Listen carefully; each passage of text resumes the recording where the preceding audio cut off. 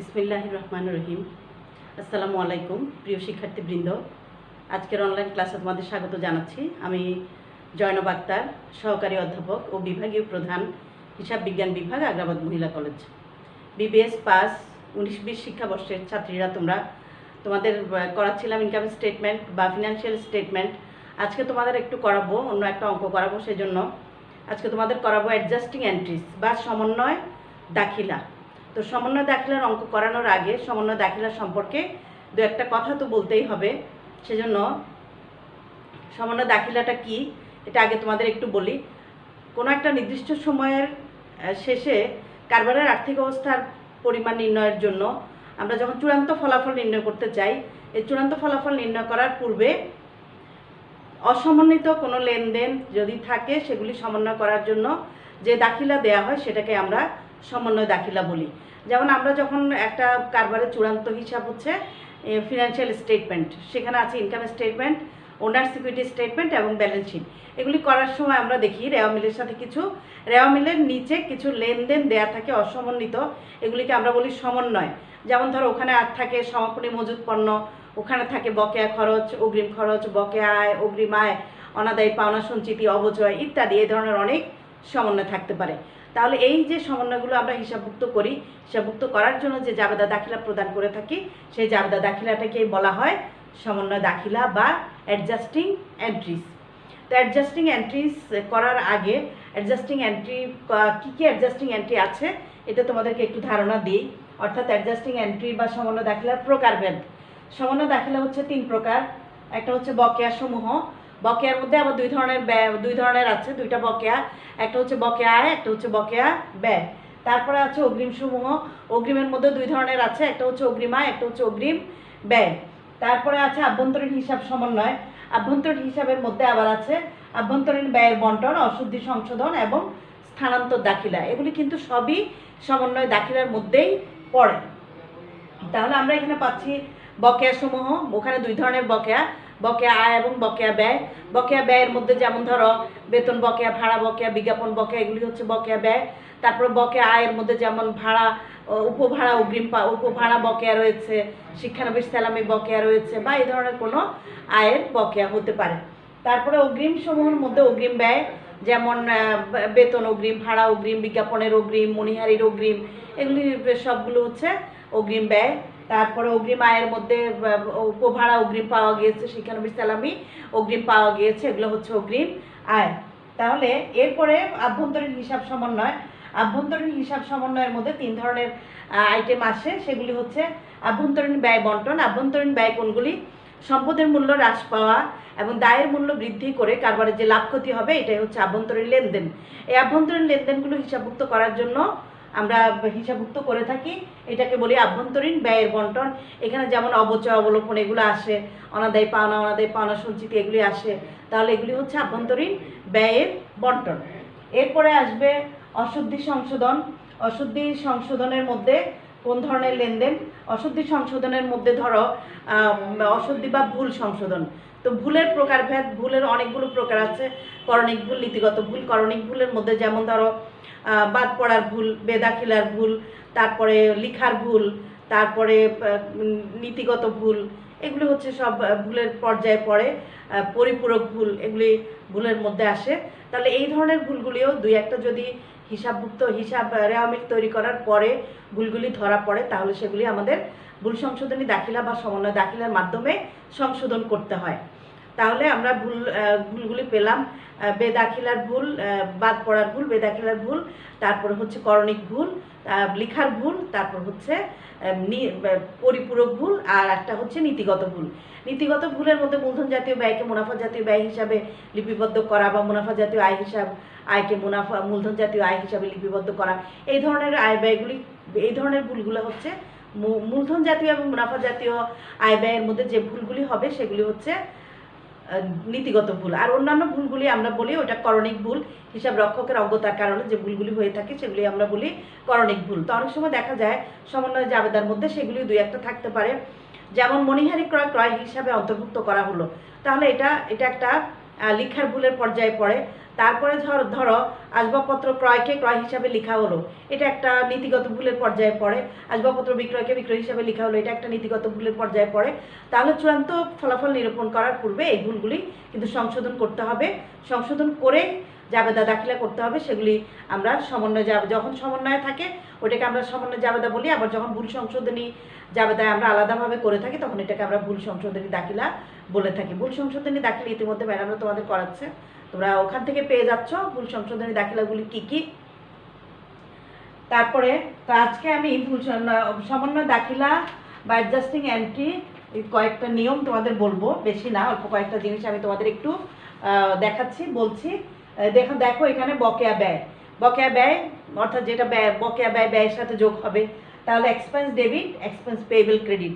যেমন salaries unpaid বা salaries বকেয়া, হ্যাঁ, তাহলে salaries expense debit, salaries payable credit, এইভাবে আমরা জাবেদাটা করতে পারি। তাহলে বেতন বকেয়া হোক, ভাড়া বকেয়া হোক, বিজ্ঞাপন বকেয়া হোক, মনিহারি বকেয়া হোক, জাবেদা কিন্তু এই নিয়মের মধ্যে আসবে। অর্থাৎ ব্যয়টা ডেবিট হবে আর অপরিশোধিত বা বকেয়া ব্যয়টা ক্রেডিট করতে হবে।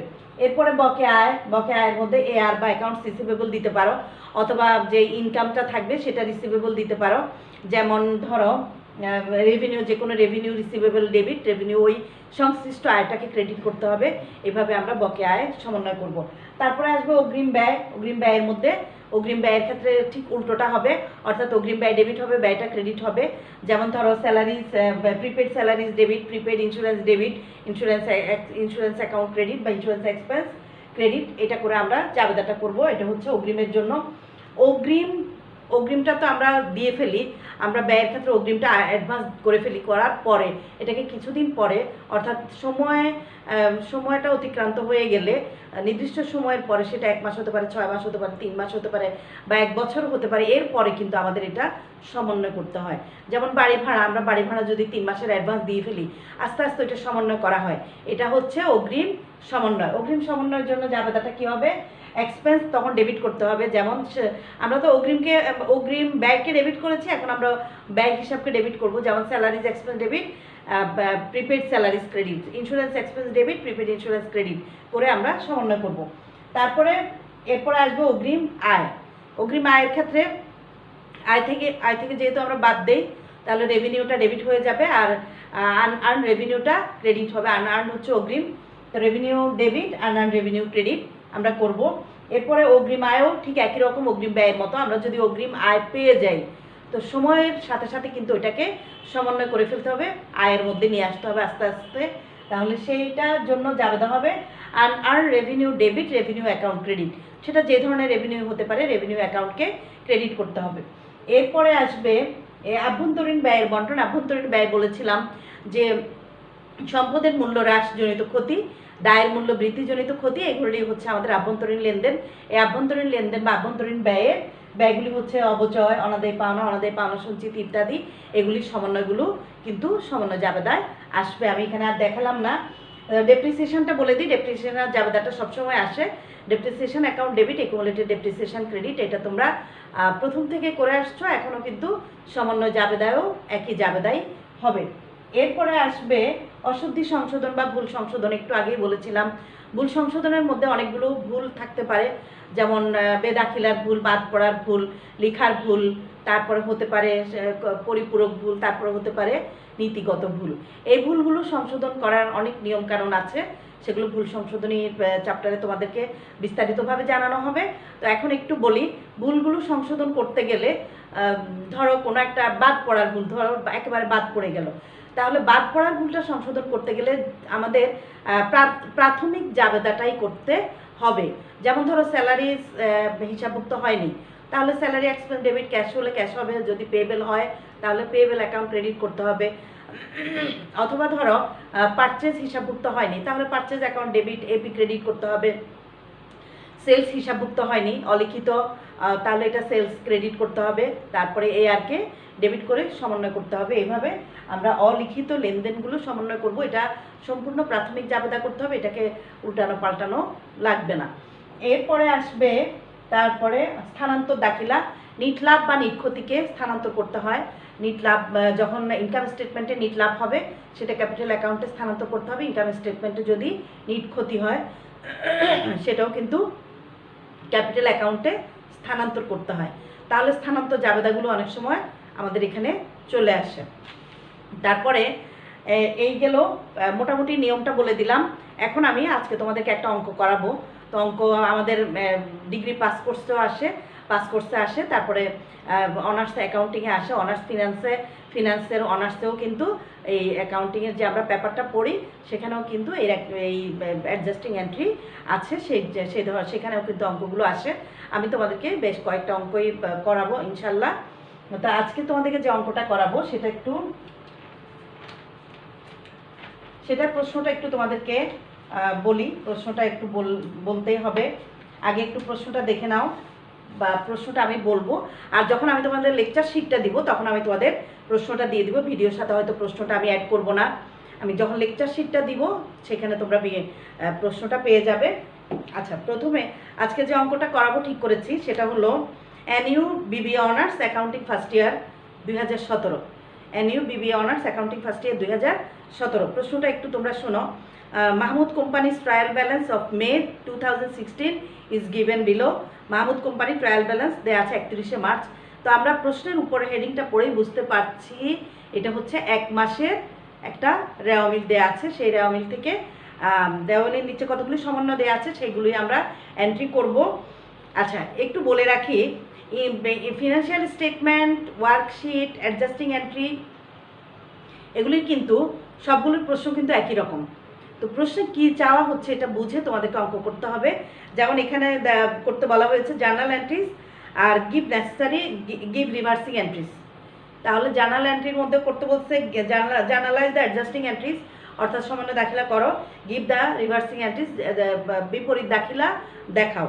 তার প্রথমে একটা রেওয়া মিল দেওয়া আছে, তার নিচে কিছু সমন্বয় দেওয়া আছে। তোমরা একটু দেখো, একটা রেওয়া মিল দেওয়া আছে, তার নিচে কিছু সমন্বয় দেওয়া আছে। এগুলো দিয়েই কিন্তু আমরা অঙ্কটা করব। প্রথমে রেওয়া মিলে কী কী আছে একটু 1 মিনিটে খুব দ্রুত আমি বলে যাচ্ছি, তোমরা জাস্ট শুনবে। প্রশ্নটা আমি যখন লেকচার শিটের সাথে আমি প্রশ্নটা দিয়ে দিব সেখানে প্রশ্নটা দেখে নিও। ক্যাশ, তারপর দেওয়া আছে এয়ার, সাপ্লাইজ এক্সপেন্সও দেওয়া থাকতে পারে, সাপ্লাইজও দেওয়া থাকতে পারে। এটার উপর নির্ভর করবে আমাদের জাবেদাটা কী হবে। প্রিপেড ইন্স্যুরেন্স দেওয়া থাকতে পারে, আবার ইন্স্যুরেন্সও দেওয়া থাকতে পারে। আচ্ছা, prepaid insurance, office equipment, AP বা অ্যাকাউন্টস পেয়েবল, আর্ন রেভিনিউ, অগ্রিম আয়, capital, service revenue, salaries expense, rent expense, এগুলি প্রশ্নে দেওয়া ছিল। আর সমন্বয় কী কী দেওয়া আছে শোনো।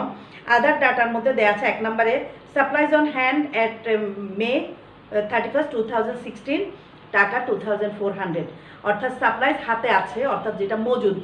সাপ্লাইজ হচ্ছে মণিহারি টাইপের, মণিহারিগুলো ব্যবহার হয়ে যাওয়ার পরে অব্যবহৃত যেটা থেকে যায় সেটাই হচ্ছে মজুদ, হাতে আছে 2400 টাকা। এই ইউটিলিটি বিল অফ টাকা 2000 ইজ আনপেইড, ইউটিলিটি বিল অপরিশোধিত, পরিশোধ করা হয়নি। তারপর 3 নাম্বার হচ্ছে the insurance policy is for 1 year, insurance policy 1 ইয়ারের জন্য, 1 বছরের জন্য। এখন আমরা হিসাব করে দেখব আমাদের কি সমন্বয় করতে হয়। যেহেতু প্রিপেড ইন্স্যুরেন্স দেওয়া আছে তার মানে হলো 1 বছরের জন্য দিয়ে দিছি, আমরা 1 মাসের সমন্বয় করব যেহেতু অঙ্কটা 1 মাসের। 4 নাম্বার হলো টাকা 10,000 আনরান রেভিনিউ হ্যাজ বিন আর্নড, আনরান রেভিনিউর মধ্যে অর্জিত হয়েছে 10,000 টাকা, অর্থাৎ 10,000 টাকাকে আয় হিসাবে দেখাতে হবে। ওতে অগ্রিম আয়ের 10,000 টাকা আয় হিসাবে আসবে। স্যালারিজ অফ টাকা 8,000 আর এক্রুড অ্যাট মে 31, 2016, 2016 সালে 1 ডিসেম্বর তারিখে বেতন বকেয়া 8,000 টাকা। 6 নম্বর সময় office equipments estimated life is 10 years, office ইকুইপমেন্টের আনুমানিক কার্যকাল হচ্ছে 10 বছর। এই ধরনের এন্ট্রি যখন থাকবে তখন বুঝতে হবে আমাদের এটা দিয়ে অবচয় নির্ণয় করতে হয়। যখন আনুমানিক আয়ুষ্কাল দেওয়া থাকে সেটা দিয়ে অবচয় বের করতে হয়।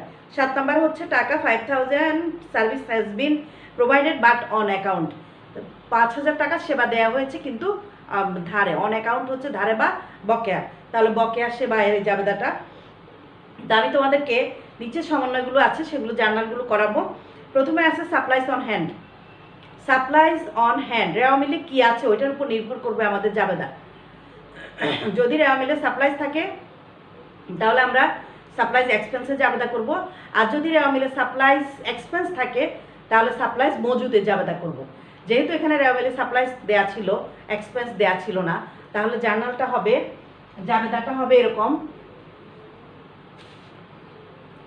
Supplies expense debit, supplies credit, এরাও মিলে দেওয়া ছিল সাপ্লাইজ। তাহলে সাপ্লাইজ যেহেতু ডেবিট ছিল, এটাকে আমাদের এখন ক্রেডিট করতে হবে।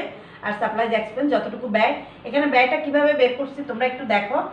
প্রশ্নে রেওয়া মিলে সাপ্লাইজ দেওয়া ছিল 8,000 টাকা, 8,000 মাইনাস 2,400, 8,000 থেকে 2,400 বাদ দেওয়ার পরে যতটুকু, সেটা হচ্ছে সাপ্লাইজ এক্সপেন্স। তাহলে এক্সপেন্সটা আমরা জাবেদা করবো, supplies expense debit, supplies credit 5,600 টাকা। এরপরে ছিল ইউটিলিটি বিল আনপেড, অর্থাৎ ইউটিলিটি বিল বকেয়া। তাহলে ইউটিলিটি বিল সাধারণত ব্যয়, বেতন, ভাড়া, বিজ্ঞাপন, মণিহারি যত বকেয়া থাকবে একই রকমই আমাদের জাবেদা করতে হবে। তাহলে utilities expense debit, utilities payable credit. এখানে utilities expense debit, utilities payable credit 2,000 টাকা, 2,000 টাকা ছিল, 2,000 টাকা এখানে টাকাটা বিয়োগ টিয়োগ করে বের করতে হবে না। যেরকম সাপ্লাইজের ক্ষেত্রে কিন্তু এটা করতে হয়, বেশিরভাগ অঙ্কেই কিন্তু সাপ্লাইজের ক্ষেত্রে তোমাদের খেয়াল করতে হবে রেওয়া মিলে সাপ্লাইজ কি দেয়া ছিল। যদি রেওয়া মিলে সাপ্লাইজ দেয়া থাকে তাহলে supplies expense debit, supplies credit করতে হবে।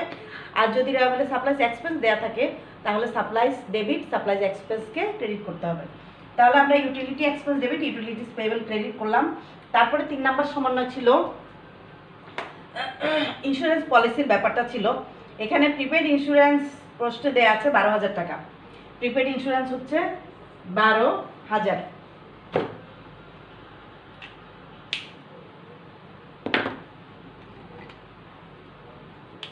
প্রিপেড ইন্স্যুরেন্স 12,000 টাকা। 12,000 টাকা হচ্ছে 1 বছরের জন্য।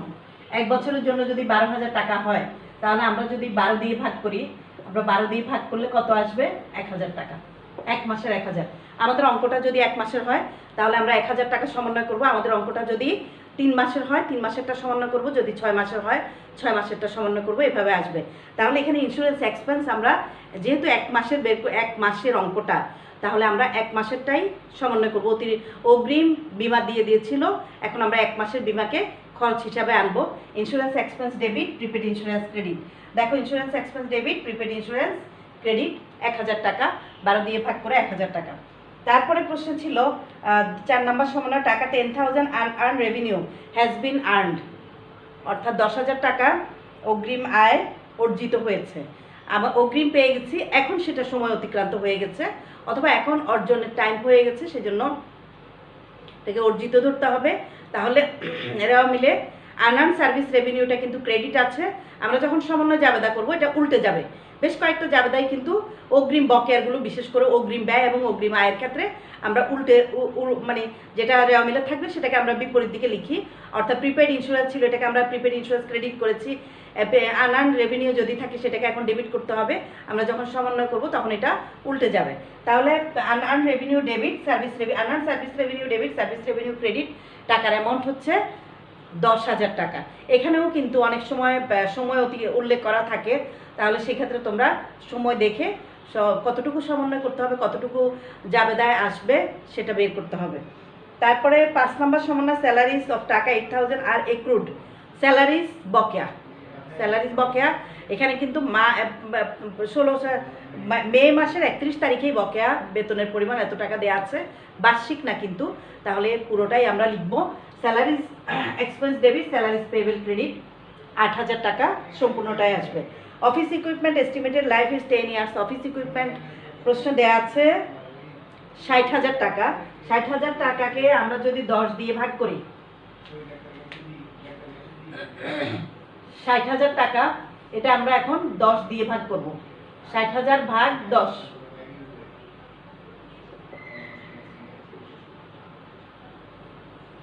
10 দিয়ে ভাগ করো। আর 10 দিয়ে ভাগ করলে 1 বছরের অবচয় পাওয়া যাবে। তাহলে 1 বছরে হলো 6,000 টাকা। এটাকে আবার 12 দিয়ে ভাগ করতে হবে। 12 দিয়ে ভাগ করলে হবে 500 টাকা। তাহলে আমাদের এই অঙ্কে অবচয় আসবে 500 টাকা। আবার একটু বলি, ছিল অফিস ইকুইপমেন্ট 60,000 টাকা, 10 বছর মেয়াদ, 10 বছর কার্যকরী আয়ুষ্কাল হচ্ছে 10 বছর। তাহলে 10 দিয়ে ভাগ করলে আমরা 1 বছরের অবচয় পাবো। 1 বছরে হলো 6,000 টাকা। আমাদের অঙ্কটা যেহেতু 12 মাসের, সুতরাং আমরা এটাকে আবার 12 দিয়ে ভাগ করে 1 মাসেরটা বের করব। তাহলে 12 দিয়ে ভাগ করে 1 মাসেরটা বের করলাম 500 টাকা। তাহলে depreciation expense debit, accumulated depreciation credit টাকা 500। এরপরে লাস্ট এন্ট্রিটা ছিল টাকা 5000 service has been provided on account, অর্থাৎ 5000 টাকা সেবা দেওয়া হয়েছে বা ধারের সেবা প্রদান। তাহলে এটা হচ্ছে ধারের সেবা প্রদান করা হয়েছে। সেবা প্রদান করলে আমরা এটাকে বলি সেবা আয়। সেবা প্রদান করে টাকা পাই, সেজন্য এটা হচ্ছে সেবা আয়। তাহলে ধারের সেবা প্রদান করে টাকা পাবো, এখনো পাইনি, বকেয়া রয়ে গেছে অন অ্যাকাউন্ট। জাবেদাটা হবে AR debit service revenue credit. তাহলে জার্নালটা হবে এআর ডেবিট বা accounts receivable debit service revenue credit টাকা 5000। আচ্ছা, এখানে তাহলে এই জাবেদাগুলো, এটা ছিল বিকম বিবিএ অনার্স 2017 অঙ্কটা, বিবিএ অনার্স অ্যাকাউন্টিংয়ে এই প্রশ্নটা আসছে। তোমাদের ডিগ্রি পাস কোর্সে যদি 10 নম্বরের প্রশ্ন আসে তাহলে এই ধরনের অঙ্ক থাকতে পারে, আর যদি 4 নম্বরের প্রশ্ন হয় তাহলে 4টা অ্যাডজাস্টিং এন্ট্রি দিয়ে দিতে পারে, সেখান থেকে তোমাদের জাবেদাগুলো করতে হবে। এভাবে আসবে প্রশ্ন। এখন আমাদের এখানে আরেকটা জিনিস করতে বলা হয়েছে, give the reversing entries. Reversing হচ্ছে বিপরীত দাখিলা। বিপরীত কোন কোন এন্ট্রির বিপরীত দাখিলা হয় আগে একটু বলে দিই। শুধুমাত্র বকেয়া ব্যয় এবং বকেয়া আয়, অগ্রিম ব্যয় অগ্রিম আয়। যদি আগে থেকে রেওয়া মিলে অগ্রিমটা দেয়া না থাকে, যদি আগে থেকে রেওয়া মিলে অগ্রিমটা দেয়া থাকে তাহলে সেটার কোনো রিভার্সিং এন্ট্রি হবে না। নতুন করে অগ্রিম ব্যয় দেওয়া হয়েছে, পরিশোধ করা হয়েছে, নতুন করে অগ্রিম আয় পাওয়া গেছে, এটা রিভার্সিং এন্ট্রি হবে। বকেয়া আছে, বকেয়া ব্যয় রয়ে গেছে, এটার জন্য রিভার্সিং এন্ট্রি হবে। বকেয়া আয় আছে, এটার জন্য রিভার্সিং এন্ট্রি হবে। তা আমাদের এই অঙ্কে 3টা রিভার্সিং এন্ট্রি আসবে। যেমন প্রথমে আছে সাপ্লাইসের জন্য কিন্তু কোনো সাপ্লাইস, এটা বকেয়া না, এটা আমরা মজুদের জন্য জাবেদা করেছি, খরচের জন্য জাবেদা করেছি, সুতরাং সাপ্লাইজের কিন্তু কোনো রিভার্সিং এন্ট্রি আসবে না। Utilities expense debit, utility payable credit, এটার জন্য একটা রিভার্সিং এন্ট্রি আসবে। তারপরে ইন্স্যুরেন্স এক্সপেন্স, প্রিপেড ইন্স্যুরেন্স, যদি প্রিপেড ইন্স্যুরেন্সটা রেওয়া মিলে না থাকতো, আমরা অগ্রিম ব্যয়টা অগ্রিম ইন্স্যুরেন্সে জাবেদা করতাম, তাহলে সেটা রিভার্সিং এন্ট্রি হতো। যেহেতু প্রিপেড ইন্স্যুরেন্সটা আগে থেকে রেওয়া মিলে ছিল, তাহলে কোনো রিভার্সিং এন্ট্রি আসবে না। এরপরে আনআর্ন সার্ভিস রেভিনিউ, সেটাও একই রকম, অগ্রিম সেবায় রেওয়া মিলে দেওয়া ছিল, এটার জন্য কিন্তু রিভার্সিং এন্ট্রি হবে না। যদি নতুন করে অগ্রিম সেবায় প্রদান করা হয় তাহলে সেটার জন্য রিভার্সিং এন্ট্রি হবে। তারপর salaries expense debit, salaries payable credit, এটা কিন্তু রিভার্সিং এন্ট্রি হবে, যেহেতু এটা বেতন বকেয়া। ইউটিলিটি বিল বকেয়া, বেতন বকেয়া, অর্থাৎ ব্যয়ের বকেয়াগুলো রিভার্সিং এন্ট্রি হবে, আয়ের বকেয়াগুলো রিভার্সিং এন্ট্রি হবে। অগ্রিমের ক্ষেত্রে আমাদের মনে রাখতে হবে, যদি অগ্রিম প্রশ্নে দেয়া থাকে তাহলে রিভার্সিং এন্ট্রি হবে না, আর যদি অগ্রিম প্রশ্নে দেয়া না থাকে, আমরা অগ্রিমটা সমন্বয় করি, তাহলে রিভার্সিং এন্ট্রি হবে। তাহলে এটা 5 নম্বরের জন্য কিন্তু একটা রিভার্সিং এন্ট্রি আসবে। তারপরে আসবে ডেপ্রিসিয়েশনের জন্য কোনো রিভার্সিং এন্ট্রি হয় না, আর এখানে একটা বকেয়া আয় আছে সেবায়, সুতরাং এটার জন্য একটা রিভার্সিং এন্ট্রি হবে। 3টা রিভার্সিং এন্ট্রি হবে। 3টা রিভার্সিং এন্ট্রির মধ্যে আমি একটু তোমাদের লিখে দিই রিভার্সিং এন্ট্রিগুলো, এতটুকু পর্যন্ত একটু মুছে একটু রিভার্সিং এন্ট্রিটা করো। রিভার্সিং হচ্ছে বিপরীত দাখিলা, বিপরীত করে ফেলতে হবে। এখন আমাদের বুঝতে হবে কোন কোন এন্ট্রি রিভার্সিং এন্ট্রির মধ্যে আসে। এটা বুঝলে তোমাদের আর ভুল হবে না, কারণ তোমরা অ্যাডজাস্টিং এন্ট্রি তো আগে করাই থাকবে, ওখান থেকে শুধু এটাকে উল্টা করে দিলেই রিভার্সিং এন্ট্রিটা হয়ে যাবে। তাহলে প্রথম এন্ট্রিটা হবে utilities expense, reversing entry.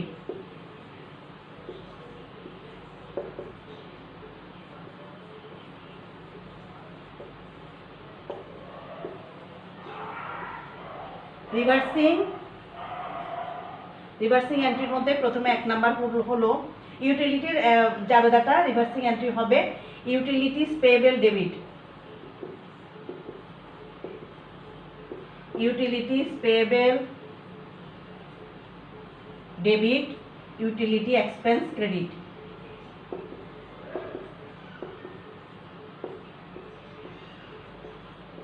Credit টাকার অ্যামাউন্ট হচ্ছে 2000। এটা একটা রিভার্সিং এন্ট্রি করে ফেললাম। এখানে দেখো ইউটিলিটি পেয়েবলটা ক্রেডিটে ছিল, এখানে ডেবিটে চলে আসবে, আর ইউটিলিটিস এক্সপেন্সটা ডেবিটে ছিল, ইউটিলিটিস এক্সপেন্সটা ক্রেডিটে চলে যাবে। রিভার্স করে ফেললাম, বিপরীত দাখিলা দিয়ে ফেললাম। তারপরে 2 নাম্বার রিভার্সিং এন্ট্রি হলো স্যালারিজ, যেটা ছিল স্যালারিজ ডিউ বা স্যালারিজ আনপেড, স্যালারিজ পেয়েবলের, সেটাও আমরা একই রকম জাবেদা করব,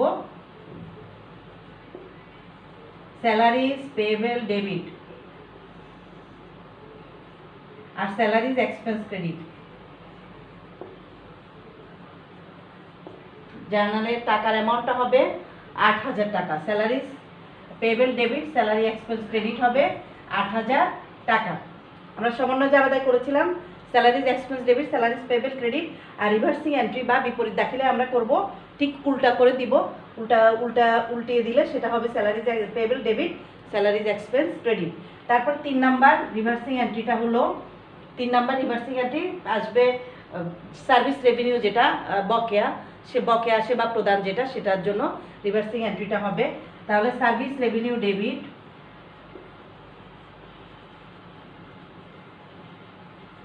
সার্ভিস রেভিনিউ ডেবিট আর accounts receivable credit, AR credit.